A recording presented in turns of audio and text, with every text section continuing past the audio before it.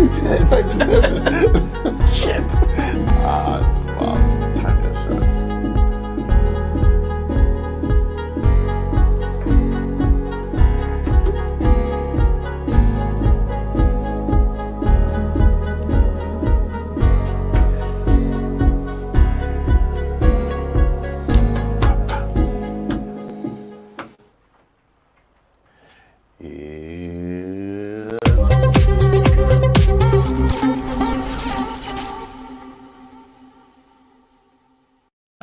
But I get confused as well.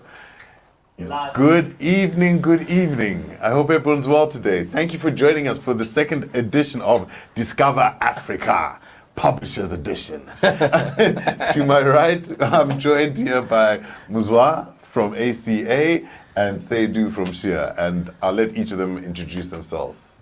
Okay, my name is Seidu Iddrisu. I'm a West African client liaison from Share Publishing Africa. Ghana in the house.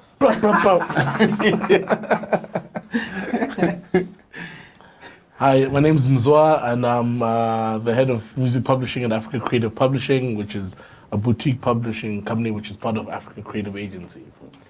And I'm Munya Chanetsa, also known as your favorite Moti. I'm here representing Sony ATV Publishing, and I am the A&R manager for the continent. So I'd like to start off.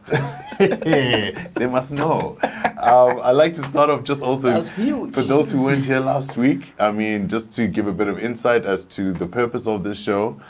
Today we have got one guest who will be joining us later on. We've got Zimbabwean musician who goes by the name of Bryan K. He'll be joining us. So yeah, just to start off, we can just kick in and talk about what publishing is. I think we'll start off every show like that, just in case last week you didn't see last week's show. Publishing. So, well, let me talk about my role in publishing as an A&R, which is really to discover and unearth new songwriters and producers, and to commercialize their works, basically. Okay. Yeah, ultimately. The focus on our side, if you understand the structure of how labels and publishers work, the publisher is responsible for producers and songwriters, and we do sign some performing artists if they write their own stuff. And usually record labels are responsible for dealing with the performing artists that you guys know. So yeah, I don't know if you want to add anything. Okay. So like I handle Western Central African clients for a company, Share Publishing. So like basically my role is to make sure that the clients are happy. I have to make sure that I get writers, which is composers and authors, into the company. We represent them globally for administration, making sure that when their works get used, either public performance or mechanicals and all that, they get the right royalties that is due for them as composers and authors. So yeah, it's a quite interesting department in the industry that people doesn't really know much. So actually, this is the reason why we created this platform, to get like people to understand it better. And yeah, it's true.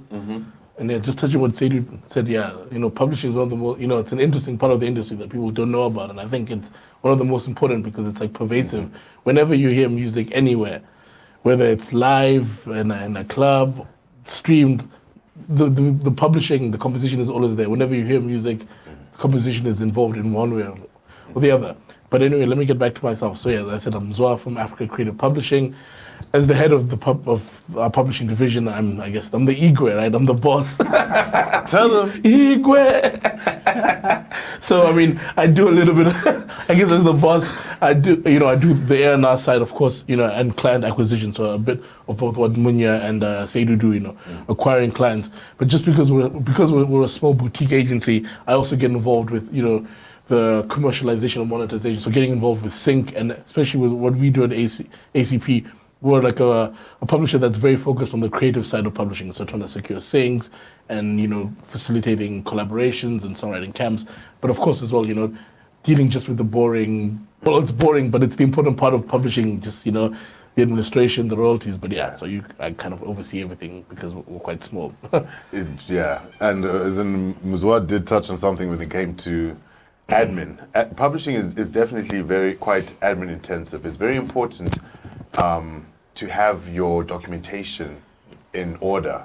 When we say that, as in simple things, it's like split sheets. Sometimes is one of the things that can affect you in the future. That makes sense.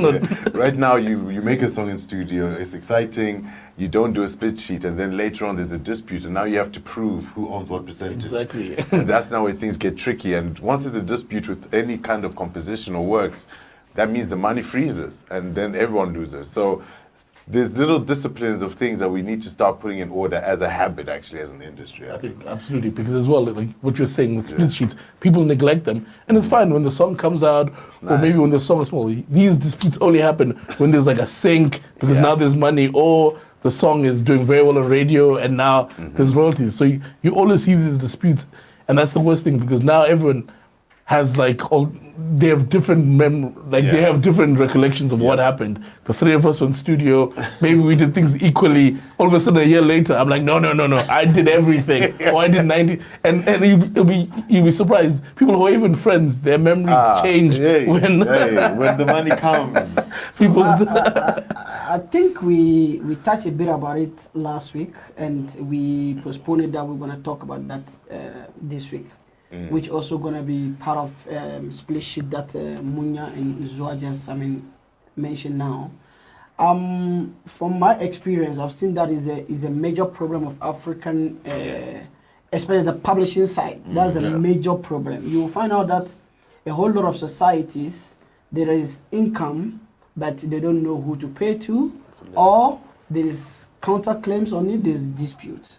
And a situation like that, you see that we Africans, we sit here, we say, no, we don't have money, we don't make money out of our music, but the music actually makes money, just that because we don't understand the structures, it ends up affecting us in a different way, because you did a song, after finishing the recording, whatever, everybody, like, it's exciting, everybody just go. Tomorrow the song blow up, Munya will go and register on his own, Zwa went and registered his own, I went and registered my own. Who are they going to pay? They wouldn't pay. The money will be sitting there. So it's something that we really need to look into as a continent, not like a country. A continent. As a continent. Is a big problem. Exactly. 100%. And I think as soon as, and obviously, it's tough when you're in studio. You don't want to affect the creative with documentation. But maybe as soon as the song is done, guys, it's even a simple... It doesn't even have to be a split sheet. Maybe even still an email chain. Because as long as there's written evidence, all of you agree, the percentages of this, then it's done. Then you can go, at least when you register it and there's counterclaims, there's a written track record of but we agreed at this. I think you're absolutely right. There's too much money that's sitting at societies in NS or whatever, that's like, undocumented, unclaimed. Munya will tell us that. Yeah, 100%. And why Seidu says that? And you keep him I was from a collection management organization, Capasso, the Composers, Authors and Publishers Association of South Africa. And I mean, it's very true that you find that what they call this undocumented, which is basically unclaimed money. And the reason why the money is unclaimed is because we haven't also done metadata correctly. So outside of the split sheets, we don't do proper metadata. And metadata is just basically song information.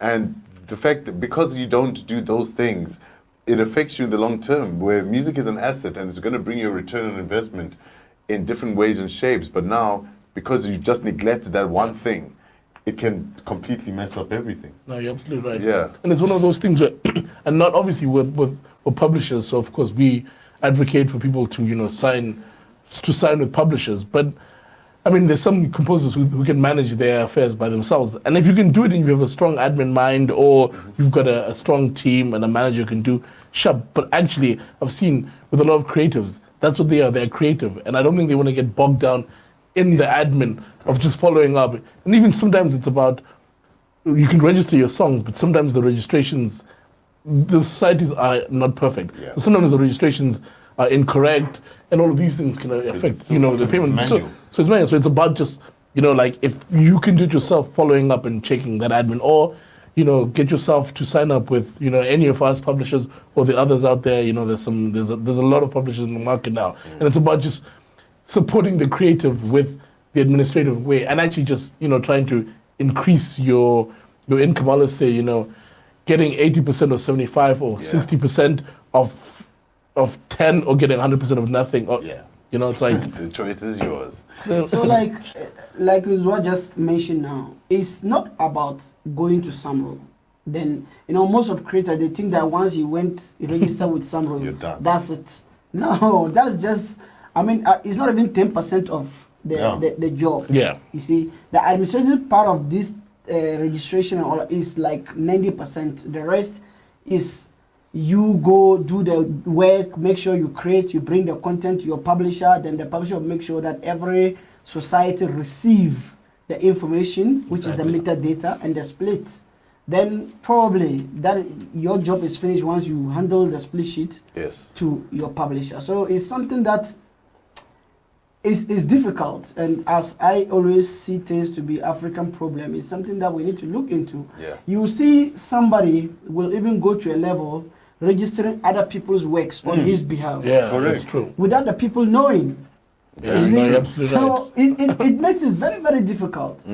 Remember, we're talking about writers. So basically, if you are not a writer, or if you don't have right from the writer to represent you, basically you're not part of the chain. Yeah. So how do you get yourself to own the right of somebody that there's no legal agreement? It's impossible. It's impossible, but it happens big time. It's true. It's a big issue. Exactly. And I think one of the issues that I think Seidu touched on is, and I think it's also maybe an issue that some other people can be, deceptive and they're trying to take advantage, or sometimes people don't understand what is composition. True. Because, like you have, just because you're the performing artist doesn't necessarily mean you're the one who composed it, right? At all.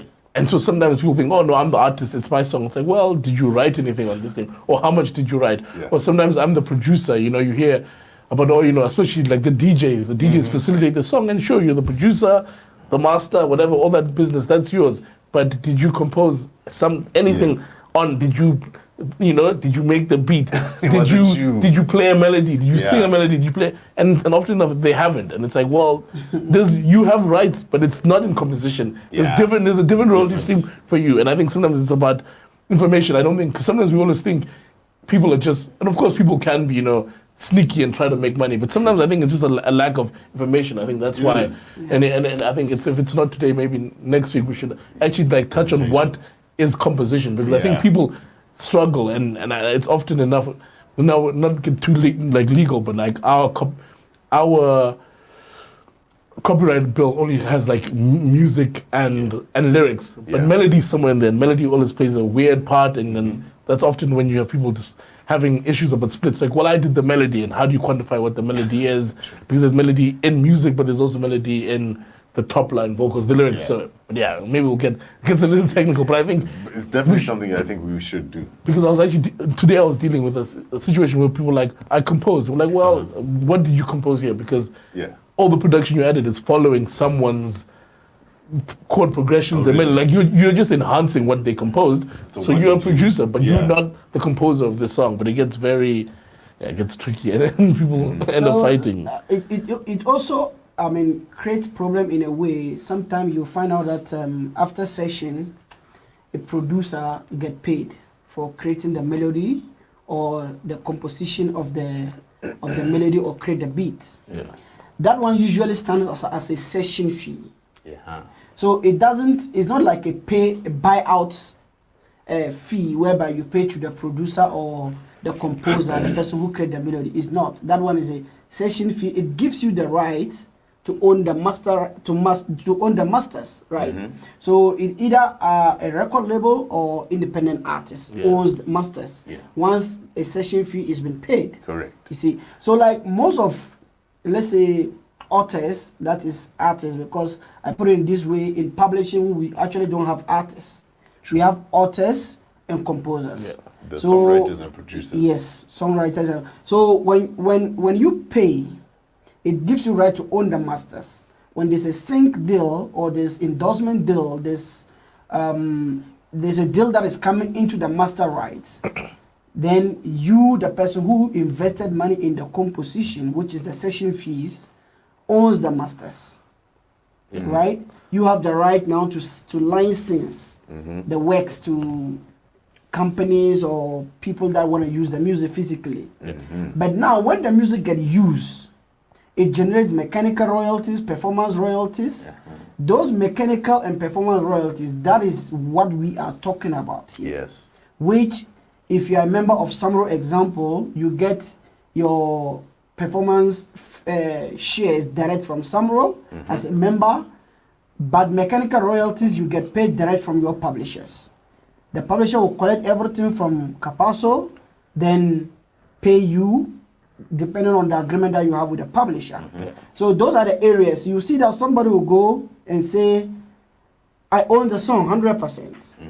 You see, without, there's no split sheet, but because you pay the producer, you feel like he owns everything. Yeah.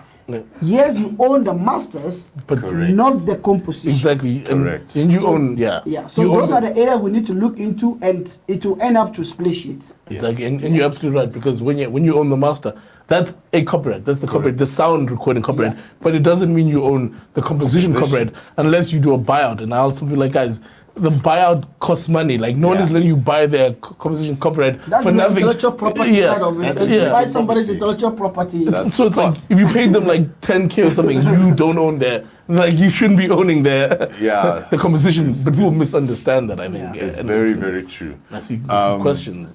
And actually, we can actually, we see Bryan has joined, but we'll type him in a little bit. We just have a few questions here we just want to hit. Ane Uhu, thanks again for joining us. I remember you were here last week. So let's hit up. So the quick question you had. Quick question. What if, and if any, is the distinction between split sheets for the publishing and split sheets for the masters? Like, are they supposed to be separate?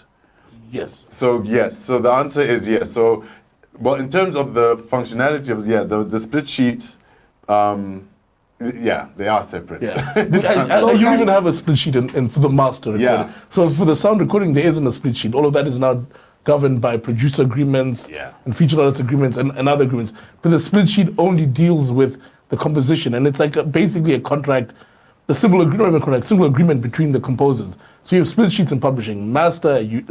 There's other agreements that and maybe we can touch on that as well, that govern that, which are producer agreements, featured artist agreements, and side artists, and so on and so forth. Which is distinguishing who owns what shares of that master. Because if the record label, the artist owns the master, however, there's still royalties associated to those sound recordings that the other contributors, whether producers or featured artists, have to get remunerated. So I say those. Okay, so this is a very tricky question, this particular question, because the reason why I said it's tricky, when you look at the master rights split sheet, there is a standard fee that goes to producers. Yes. So for instance, you did an album with one producer, or maybe even if it's a single song from an album, and you have a separate publishing, which is the composition split sheet with the producer. Then on the master, probably you pay for the session, you own the masters.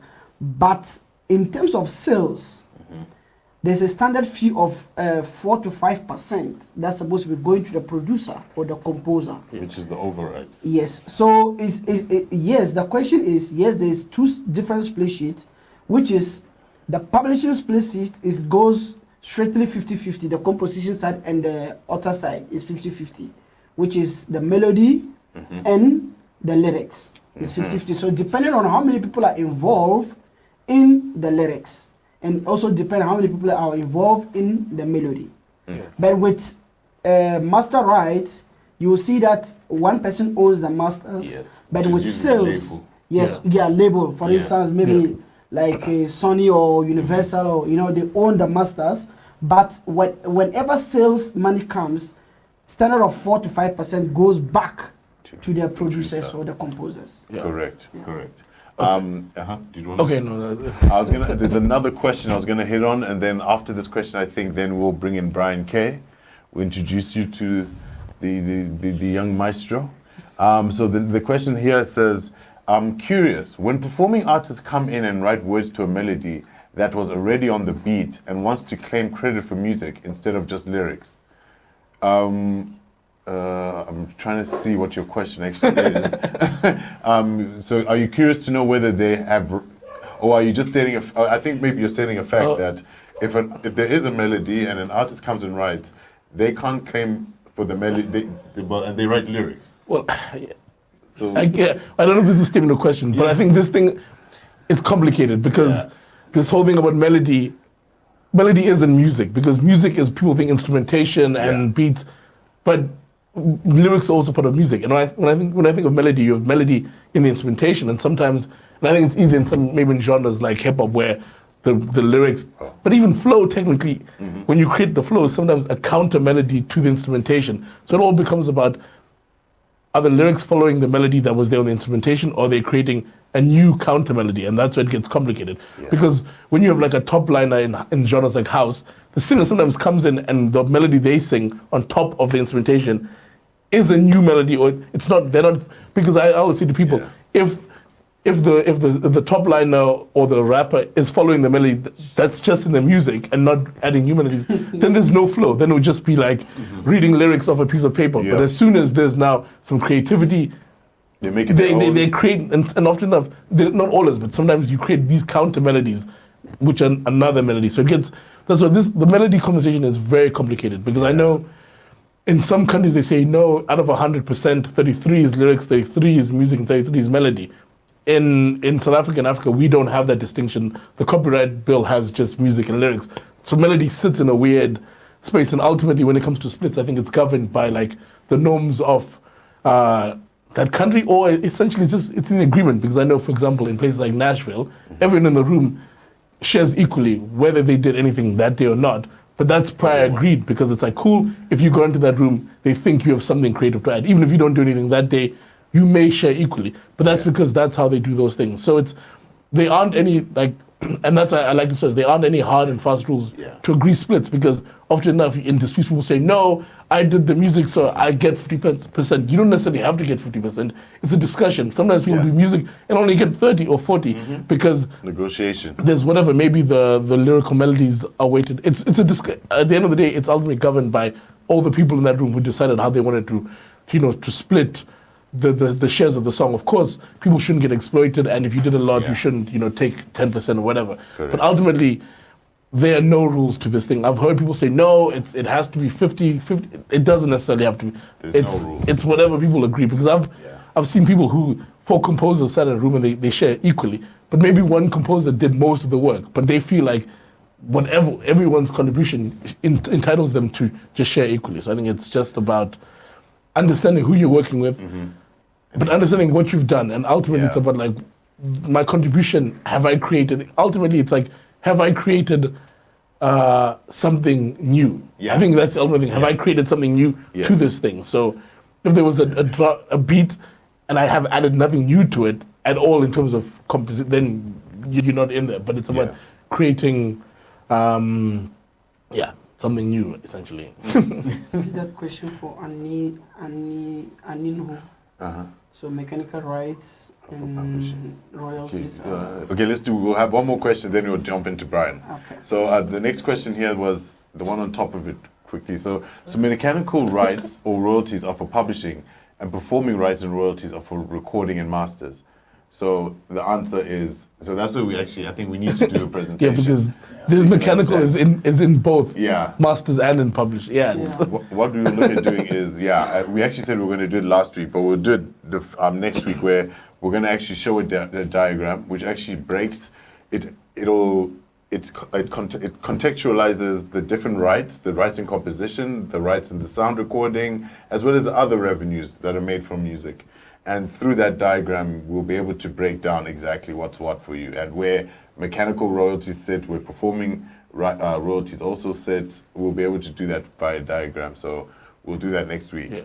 I think we should kick in with Mr. Bryan K. There's the last question. There's a single one. I think we'll come back to that after. Yo, Mr. Bryan, how are you, sir? I'm good, man. How are you? Nice. How are you? We're all right. Bryan? Thank you for joining us for the second edition of Discovr Africa.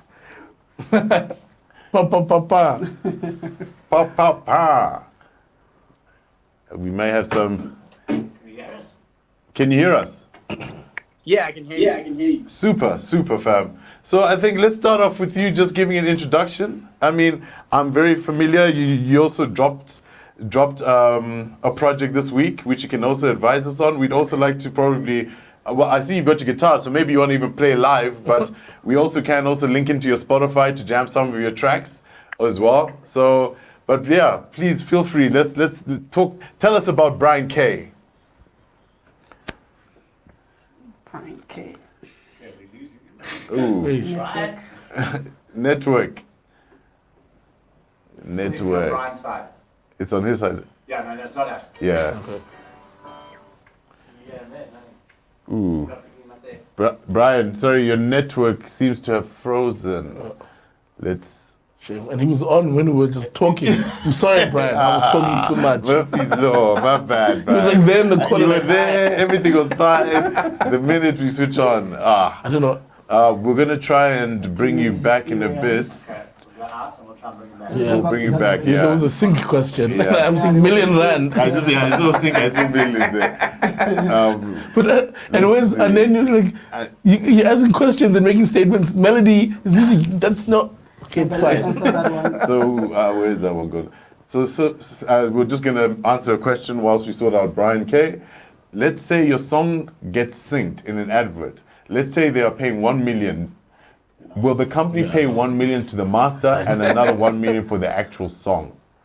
That's So it depends the fee. Yeah. yeah. If total amount is 1 million, because in a sync deal there's publishing and master. And master. That is, so it depends. If the budget is 1 million, then it's going to be 500,000 per side. Yeah. If it's 2 million, like what he's asking, Then it's going to be 1 million, 1 million. So Yeah. it depends the amount of money that is involved. So Yeah, even essentially. if the money is 5,000, then it's going to split into two. exactly. Yeah.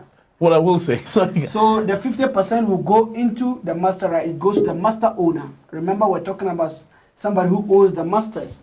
So that person will get that 50%. Then the other 50% will split it in the composition. All right. Okay. Super. Bryan. Thanks, Seidu. So we're gonna bring back Bryan. So we're gonna get straight into it, Bryan. I hope you can hear us, and we're back. Yeah, I can hear you clearly. Beautiful. All right, fam. So yeah, take it away, bro.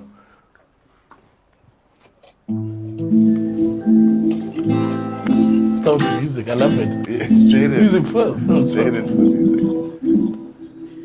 Oh, yeah. Let me tell you where I'm from. Zima, where I'm from. Let me tell you where I'm from. Zima, where I'm from. Let me tell you where you're from. Zima, where I'm from. Let me tell you where I'm from. Zima, where I'm from.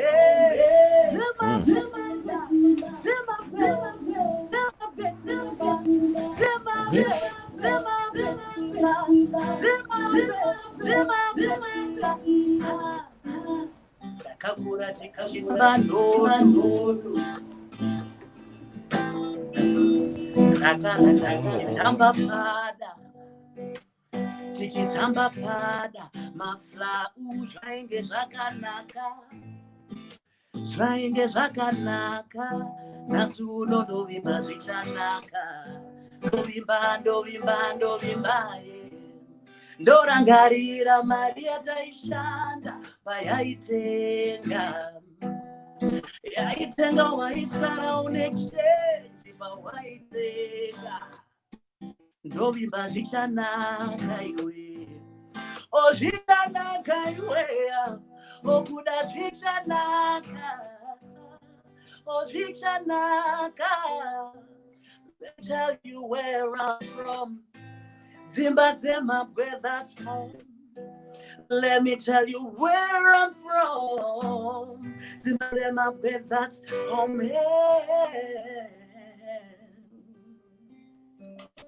Hey.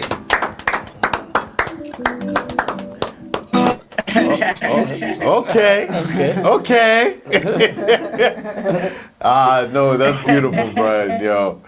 So, Bryan, tell us a bit about yourself. As in, I know I've known you for I've known of you for a while. Actually, I know that. Well, originally, a lot of your music that I originally heard was more like it was R&B love songs. I think that's originally some of the older stuff I originally heard. But I've heard you've gone in an interesting direction with your latest project. And yeah, well, actually, start off by telling us about yourself, and then let's talk about what you just dropped. Okay. So my name is Bryan K. Holla. People. I am an Afro-pop artist from Zimbabwe in Africa. Because they're Halala. Africa. Yeah. So my project is called Big Worldwide, and I just released Side A of that project. Mm-hmm. Yeah. Okay, nice. So tell us, because you're also a songwriter. So out of interest, and do you also do you do your own production? Do you do it by yourself? Do you do it with others? I collaborate with others.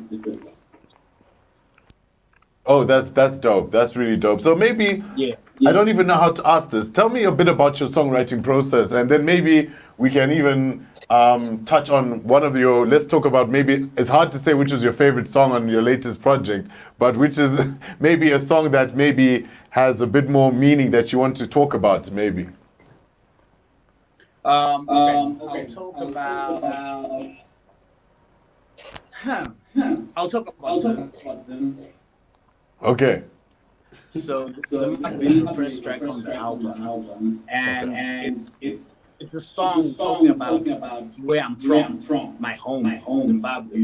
You know, a lot of times as artists, like for me, I get people who say to me, bro, you should move to South Africa. You know, if you're in the States, you're doing this, but you know, I got into a point where I was having a conflict in my head to say, okay, should I stay at home with everything going on, or should I go away? And then I wrote this song for myself, just remind myself that no matter how messed up things might be, home is home. You know, and I'm proud of where I'm from now. You know, 100. I'll kill for my home. You know, it's home at the end of the day. So my writing process, I play guitar and I just record a melody without lyrics. Okay. And then I go back and then words. So you start with the melody first, guitar melody, and then you kind of build lyrics into what you've. Yes. Okay, that's dope. That's really dope. I want to see, Jules. Yeah. Are we gonna link into the Spotify at all, or Just use the Spotify link. I don't have Oh, sorry. Okay, I'll do that right now. Because Bryan, I have a question for you. Yeah. I will. Coming back now, guys. Can I say? Okay. They still carry on. Okay, I would like to know if you've worked with any African writer besides Zimbabwe, and what was the idea, or what was the initial plan of trying to work with somebody who is out of your country? I've worked with writers who are outside of Zimbabwe, but Zimbabwe. Oh, okay. okay. Yeah. I haven't worked with Zimbabwe. So you haven't worked with somebody who is not from Zimbabwe, right? I haven't yet. I think it's something you need to look into. Your next project, you need to work with somebody from West or East. Yeah. You know, that is kind of intercultural exchange, you know, which is also going to help you as an artist. Probably maybe you work with somebody from Kenya, for instance. The person have the rights of the song, you have the right of the song, you push the song in Zimbabwe or SADC.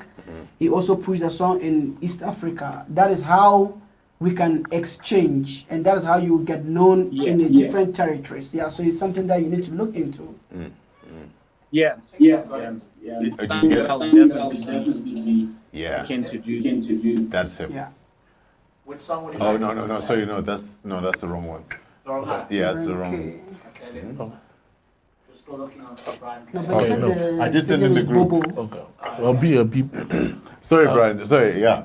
cool. Yeah, no, Bryan. I've never met you, but I've heard of you, and I've heard especially some of your guitar riffs, some amazing tracks. I know you worked on some stuff with Mr. Camara, so I was just hearing some of your guitar riffs and some tracks you guys worked on. Dude, like that, you almost make the guitar like it's a voice. It sings. It dog. sings. I was like, yo, what is this? I'm like, those even tracks like we need Bryan K on this guitar. I'm like, I said we need Bryan K's guitars on this track, and then when it came back, I was like, yo, it's too much. Yeah, Bobo. Yeah. that's how I play. Because I play what I can sing. If I can sing in my head and bring it out. Wow. Which track? On the string.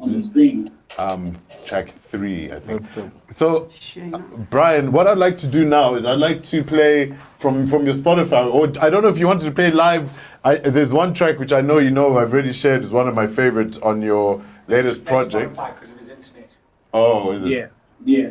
It's called Shayna, but I don't know. Would you want to present it? And I know maybe I'm being selfish because it's my own personal favorite. But maybe, would you mind, just either? Yeah, maybe you can. Do you want to talk about it a bit? What inspired it? Yeah, and I'd like to, and I do want to just play it today as well at some point. And yeah, but maybe give us a bit of an intro, and then let's hear that. Okay, so the song is called Shine, and it's an inspirational song, which is saying, whatever happens, always lift your head up and shine, and move forward. Irregardless of whatever might be going on in your life, just carry on, be strong. So that's. It's also a song that's very personal. Because I wrote when I was going through some stuff for myself. And I knew it's something that a lot of people will relate with. I think definitely very, very relevant given the circumstances and the times we're in. So yeah, but let's give Shayna a listen. And yeah, Shayna, let's get it. What language is that? Shona.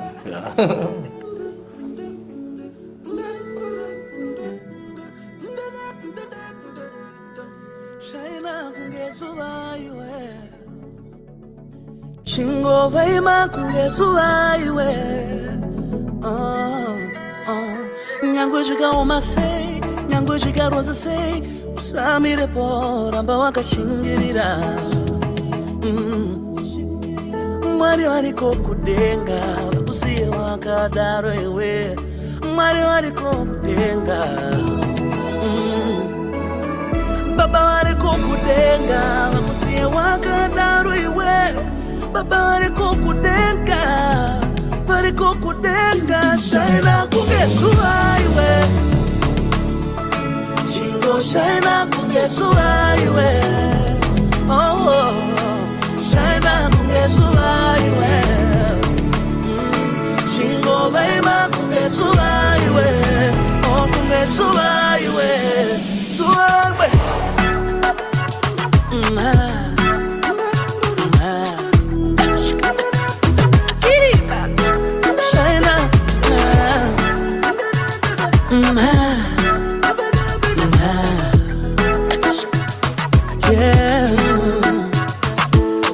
Uchadona kasingapere iwe simukaona mbiwa katarira mberi kwa unoenda kurwadza upenyu unorwadza mudikani asi simukaona mbiwa katarira mberi kwa unoenda Mwari wariko kudenga vakusiye wakadaro iwe Mwari wariko kudenga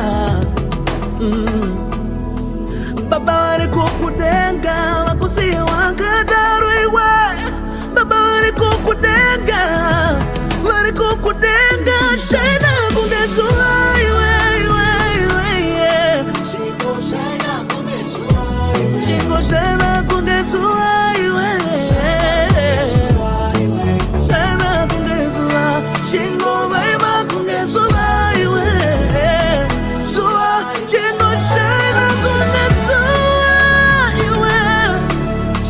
Shine kungezuwa iwe.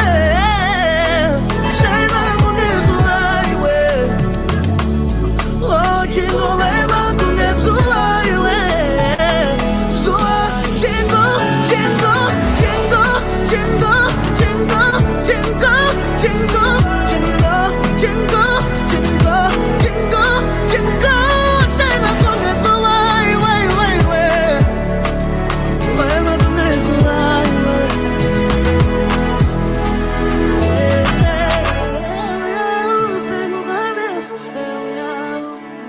As a backup vocal. Beautiful, beautiful. Ah. It's a And now the great world song. knows why it's my favorite song. Though. Bryan K. That's beautiful, man. We really enjoy it. It's a beautiful song. Bryan, Is it an EP or, I mean, your current project, is it an EP or album or single? It's an album. It's an album. okay, dope. That's great. Is it on the playlist or you just release it normal? I think distro. I just released it. Normal. Okay, so you see, I will advise you at this stage, when you releasing an album, you stand a chance to get a playlist with Apple Music, Spotify, Deezer, and some of the stores. Those DSP. Because exactly. most people don't release albums now, they do mostly singles and EP. There are few albums that are in the market. Yeah. So you can look into that, your next project. If it's gonna be album, this kind of sound need to be on playlist. So that there'll be advantage for people, like random people, to listen to the song, then going to look for Bibo. Exactly. Truth. Yeah. Yeah. No. And Bryan, with this project, in terms of Definitely. yeah, obviously I know, we know you're based in Zim. In terms of this project, did you make it just for your Zim audience and for home, or did you think about it as well? Did you make it for maybe more like a Pan-African sound, or maybe even for it to travel overseas, Europe, the States, and so have and for example, I know there's a large Zimbabwean diaspora community overseas. Like, in terms of the sound, were you thinking about it just for home, or were you thinking about it also for outside the Zim borders? That's a good question. I was thinking of making an Zimbabwean sound for the world. For someone to experience Zimbabwe through the music. Oh, that's Understood. dope, man. I definitely felt that, music from Zim, sometimes it's often felt that music that comes from Zimbabwe is very inclusive. It's like it doesn't really break out. But I have to say, I feel that with this latest project, that it's definitely, it has an international feel for me. Definitely. When I've listened to it thoroughly a couple of times, and it definitely has an international feel where I think if you play your cards right, this really could give you a solid footprint. So Bryan, Yeah. you made mention of your target market is Zimbabweans living outside Zimbabwe. Yeah. To me, I've seen the song, the one that I just listened to, China. I've seen that song beyond that, because it has this kind of African identity that can sell outside everywhere, and like anybody can fall in love with it. Yeah. So the target shouldn't limited to Zimbabweans in diaspora or whatever.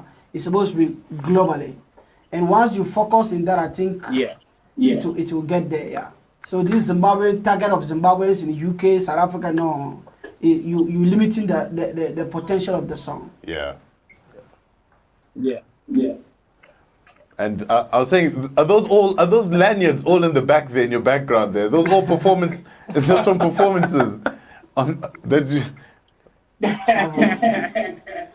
from different shows. Hey, you've been busy, dog. Pretty busy. Bryan, I was gonna ask you, how long have you been making music for? And also, it's a two-part question.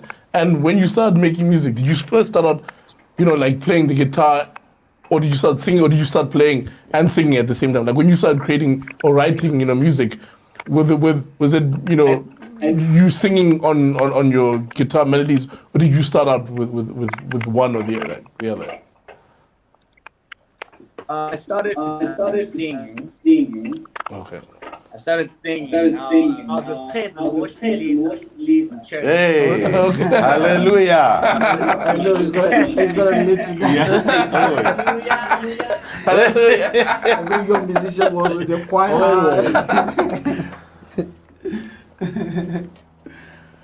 Yeah, and then learned how to play the guitar, and then taught myself how to play a bit later. Nice. Well, that's amazing. Respect, yo. Yeah, but have you actually? This is a question. Have you actually written songs for other people so far? Have you done any composing or songwriting for other artists? And is it something you'd consider? I have, but mostly artists from home, from here. For artists outside of Zimbabwe, I've just submitted some stuff, but none of it has been picked yet. Okay, and I know that you currently don't have a publisher also. I'm putting it out there so It's time to sell. for my guys all know the situation, because you got 3 publishers here. I'm going to hide your number. They must find your number by themselves. No, I'm joking. I'll definitely connect you with everyone here, to be honest. And this is the true reason why we're doing this thing, just to look for clients. I hope one side is not covered yet. So I think that I'm sure we'll all be in contact with you to explore publishing and really, I mean, at the end of the day, it's also I hope that you also, I guess once we all exchange contacts, that you also do utilize us to assist you in making the right career moves for yourself, because what we often forget, because I don't want to put you on the spot, but I don't know, for this album, have you done split sheets? And I mean, it's nothing if you haven't, because no one really does those things. But those are the kind of things we need to start adopting, where you've done split sheets, and that stuff is in order. So when we register as a publisher, we'd register on your behalf at the different collection societies and make sure you're getting all your royalties due to you for the hard work that you put in, fam. That's the truth. Outside of just performing, because obviously, and I'm sure, as in all those lanyards, clearly you perform quite a bit. So I'm sure during this time, during COVID, it must have been quite hectic. Yeah. How have you said the COVID? How would you say this COVID experience has affected you? Do you think negatively, but also what opportunities do you think you've seen within this this COVID time? It has given me a chance to go back to the drawing board and start thinking about other ways I can use my music to get money. Simple.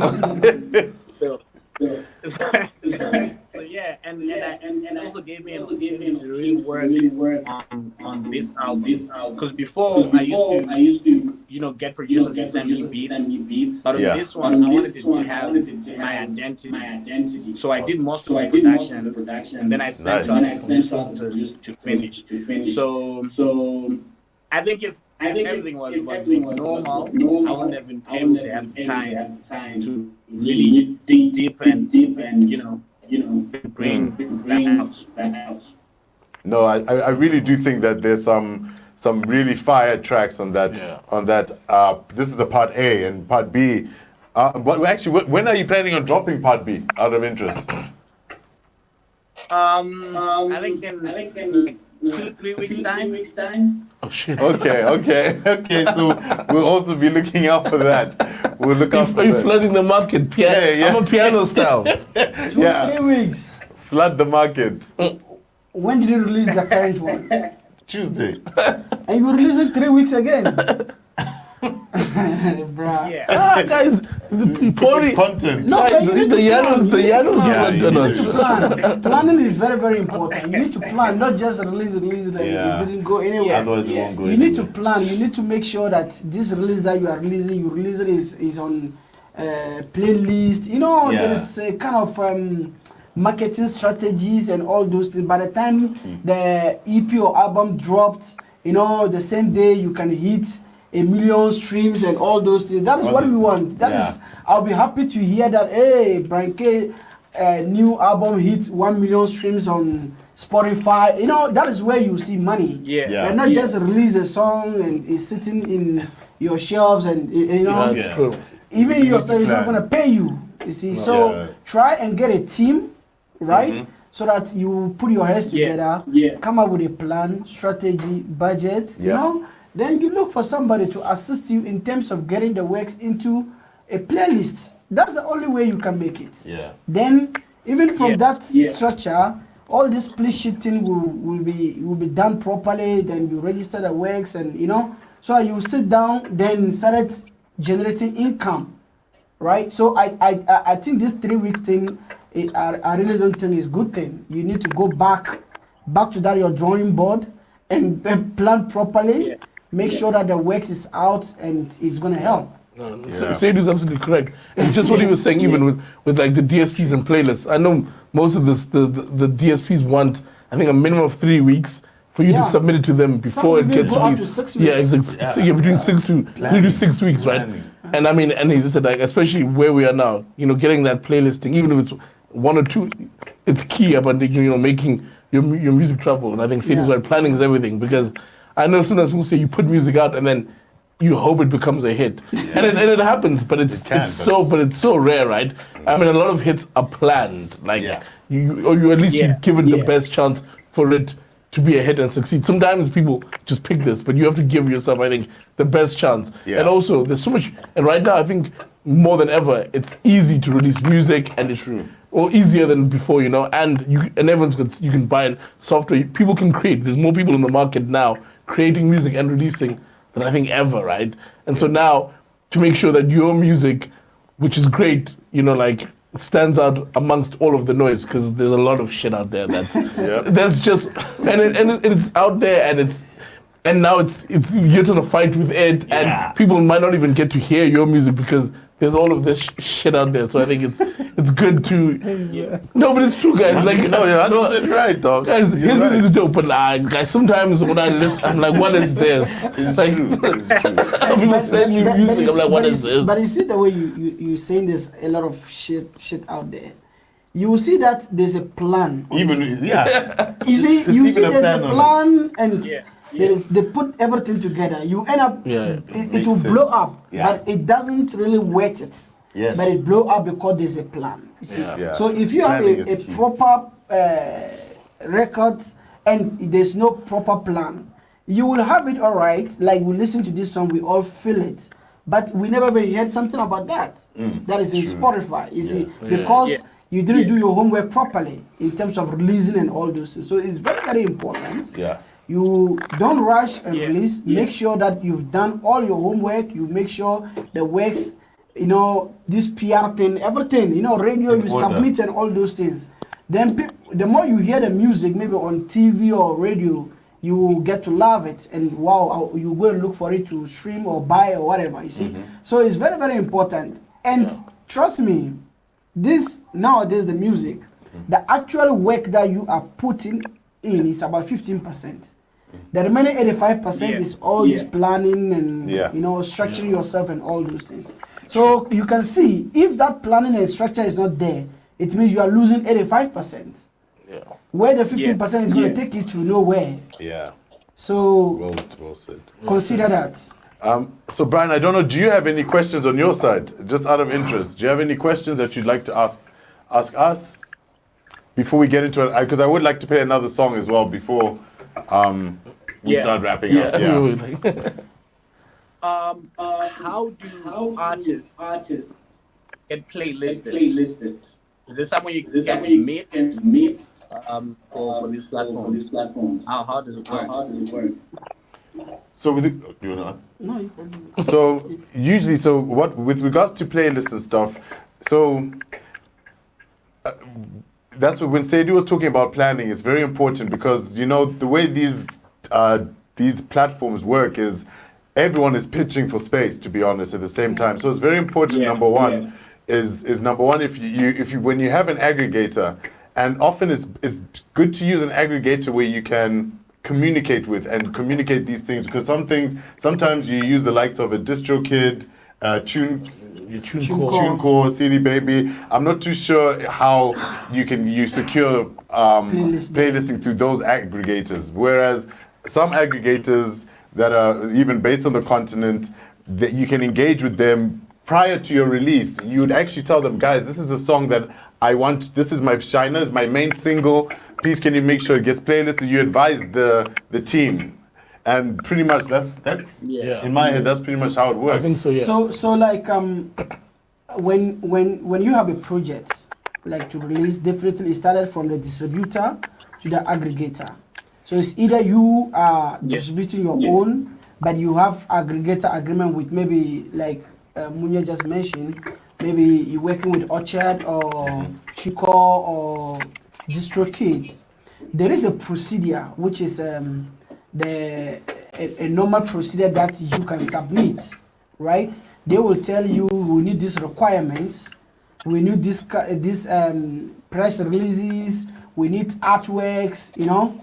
Then they will tell you the duration that they will need, maybe 6 weeks, 5 weeks.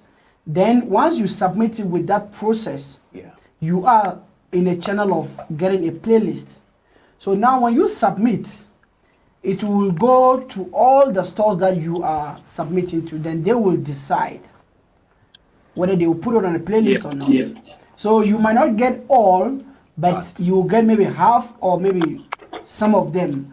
And trust me, when you get even 5 playlists in your release, that's you are gone. That's great. I think what Seidu said exactly, and part of that, I think, when you go to your aggregator or distributor, at least I'm learning with some of the clients I'm working with, is do your own research and find playlists that you would like to be on, or think about artists that are similar to you, and you look at the playlists that they're on, because the things like, if you just submit your aggregator and say, get me on playlists, they will pitch, but you know your music best, and it's easier when you tell them these are the playlists I want to be on, but also being realistic. Ever since I want to be on Africa Now, it's like that's like the biggest playlist on Africa. Like you have to be like realistic with which playlist, but sometimes it's picking, you know, like ones that are relevant to you and finding interesting, nuanced ones.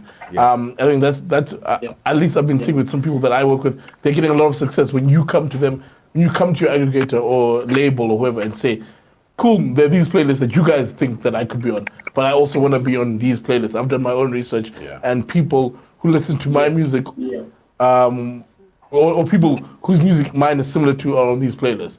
The other thing I was going to say to you, of course, there's using the aggregators, and that's probably the best way. You can also go directly to the DSPs. Obviously, the DSPs, a lot of it's hard to get to them, but if you hustle and find a contact at Deezer or Spotify, Apple Music, and so on and so forth, you can also pitch directly to them. I mean, it's one avenue is going through an aggregator or distributor, but you can, at least I can speak for, at least I know with Apple Music, I'm seeing a big push where they're letting artists pitch them directly, or at least it's getting their contact details. That's now maybe, I don't know how easy it is, that's the challenge. It's challenging, but it's an industry, you know people in the industry, if you chat to a few, like, there's ways around it, but you can also, if you can go through an aggregator or you can pitch directly to the DSPs. But there's also, like Seidu said, they ask for certain things, bio, blah, blah, blah, blah, blah. So basically, in terms of them approving you to add your works on the playlist, it also depends on your fan base. For instance, you give your social media handles, Instagram, Twitter, Facebook, and all that.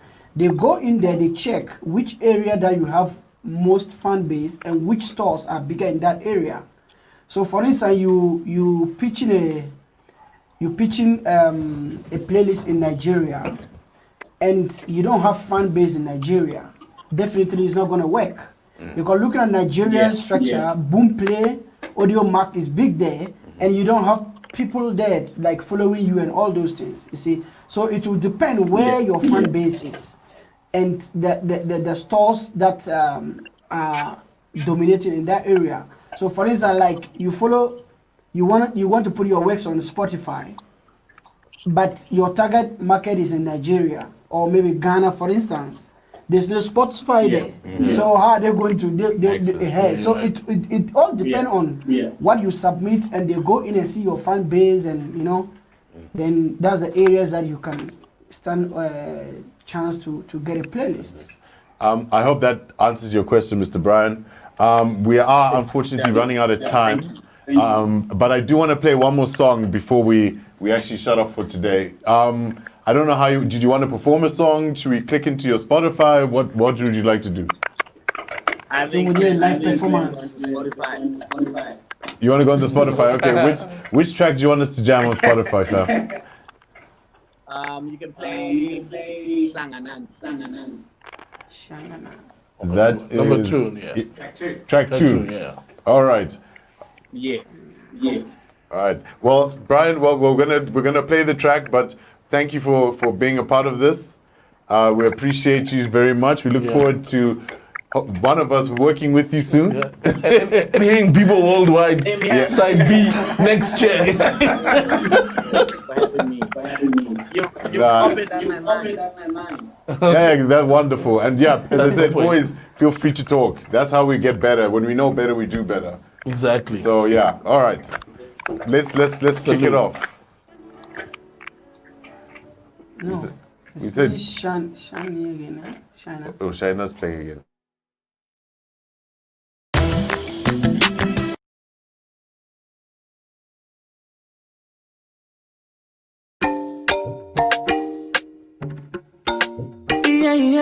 Yeah. Ooh. Story must change for a generation. Fight for your rights with no hesitation. Africa fire. Lift Africa higher. Oh. I don't care where you come from, I don't care. Just come together as one. Yeah. Say I don't care where you come from, I don't care.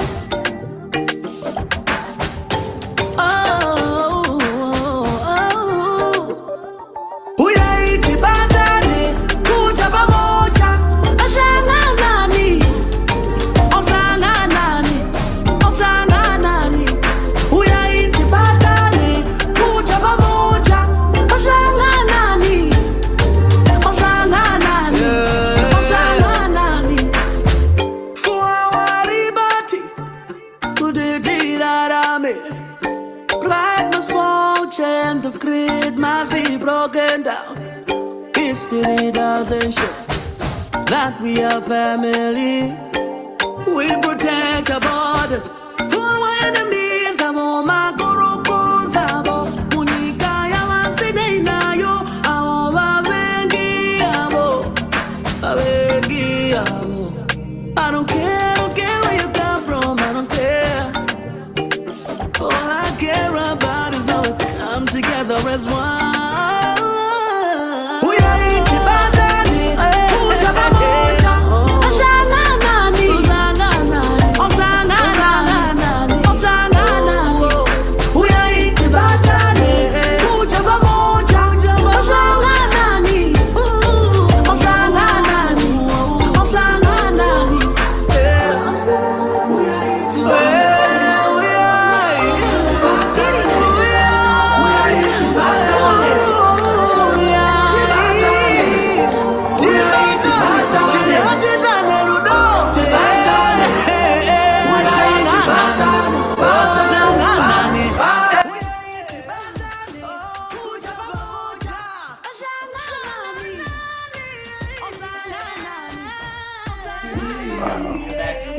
All right, guys. Well, thank you for joining us for our second edition of Discovr Africa. Thank you, Bryan K, for being our first guest. Shout out Zimbabwe. We see you.